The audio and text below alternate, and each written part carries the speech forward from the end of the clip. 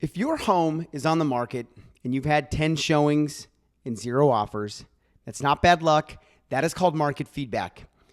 And in a slower market, the sellers who win are the ones who are patient, they're deliberate, and they are willing to listen to what the market is telling them. You're listening to the Houses and Spouses podcast with Ryan Hamilton. Ryan Hamilton is a real estate agent with Good Oak Real Estate and the heart behind the I Do Guru, helping people build strong foundations, both in their homes and in their marriages. Let's get into it. Hey everyone, welcome back to the Houses and Spouses podcast with Ryan Hamilton. I am Ryan Hamilton, real estate agent here in the Phoenix and Tucson area with Good Oak Real Estate and wedding officiant with the I Do Guru. We are back, baby, back from the Big Apple, back from our spring break adventure, and it's time to get back to business. But before we do that, as you know, I've always thought that Sundays can be pretty sad, but the day before is a sadder day. All right, there's your dad joke. Let's get into it. So we got a quick episode today, a mini episode, but let's get into this. If you are thinking about selling your home right now, you're probably hearing this from people. It's just a slow market. It is not a good time to sell. And this can make you feel uncomfortable, especially if you're comparing today to a few years ago when it's felt like houses were selling in a weekend, right? So today I want to simplify this and give you 3 things that are still going to work when the market slows down as it is now in some areas. There's no hype. There's no fluff. It's not a promise that we're going to sell your house in that weekend. It's just strategies that are actually going to help you move the needle and hopefully help make the process of selling your home a little more comfortable. So here are the 3 things that I'm going to cover today. 1 is you need to have a plan, not a panic attack. All right. So we'll talk about that. We'll talk about using the feedback that you're getting from the market the correct way. And then we're going to talk about marketing your home where the buyers actually are. So, and really all 3 of these come back to basically just one idea, and it's being patient, it's being deliberate, and it's actually listening to the market instead of fighting against it. So the first thing that matters in a slower market is having a plan before you let these emotions take over. Because when your home doesn't sell right away, these questions will start to creep into the back of your mind. Did we mess this up?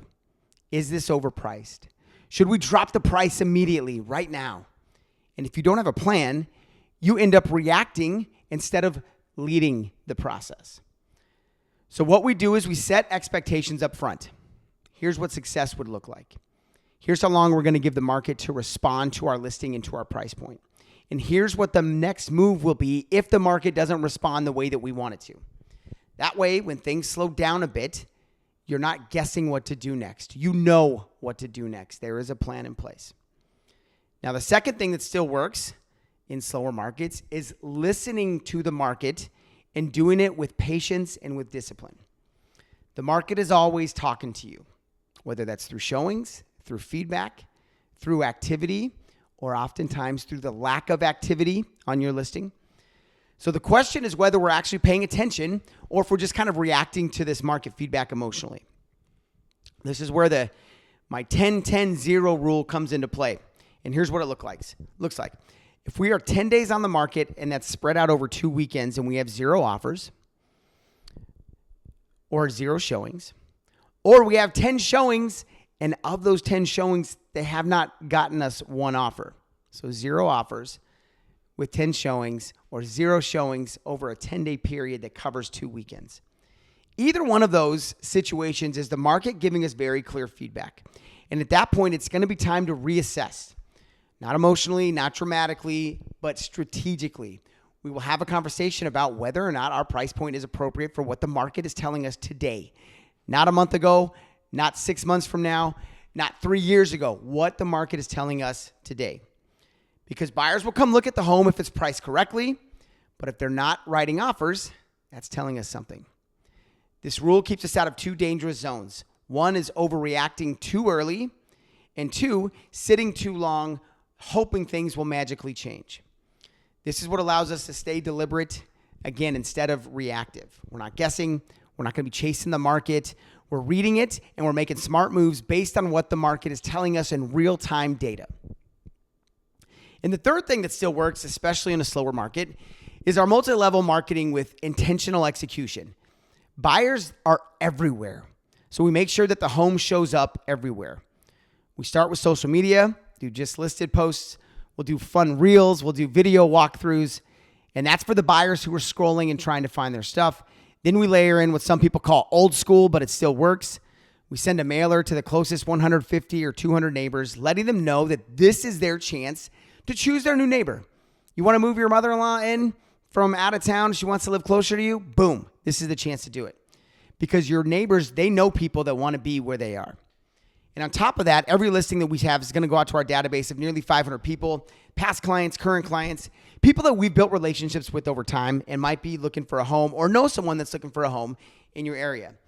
But we also focus on the small details that improve how your home shows up online. Because honestly, that's where most people are going to be seeing this, through the MLS and then also through Zillow and Homes.com and Realtor.com.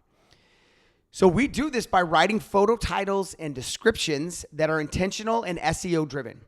So when your listing feeds out from the MLS to Zillow and Redfin and everywhere else, it has a better chance of being found. Your photo of your amazing backyard and your awesome pool resort style setup is going to be easier found online if it's got a great description that works on keyword searches versus photo number 75. Bam. That's the title often that you see in some of these MLS listings. So we want to make sure that your listing is positioned to be found, not just seen online, but found online, okay? So it's not just marketing everywhere, it's marketing everywhere with purpose.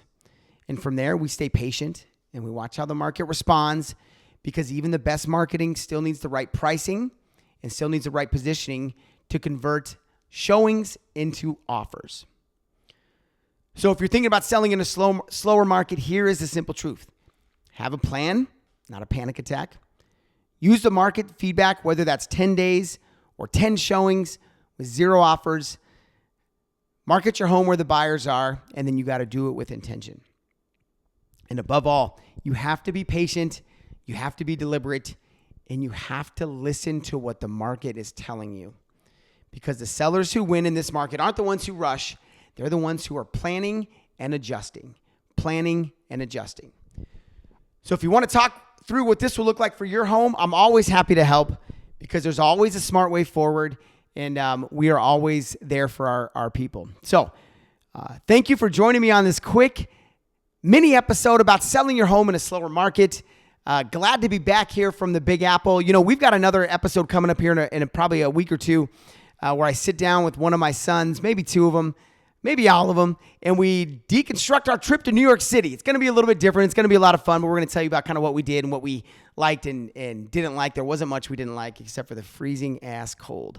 But thanks for joining me here on today's episode of the Houses and Spouses podcast with Ryan Hamilton. I, of course, am Ryan Hamilton, local real estate agent in the Phoenix and Tucson areas with Good Oak Real Estate, wedding officiant with the I Do Guru, regional manager over at Postal Solutions, and just general people watcher and watch enthusiast. So thanks again. Looking forward to the next episode. And please drop a comment or reach out if you need any help on selling your home in a slower market. And we will talk to you soon.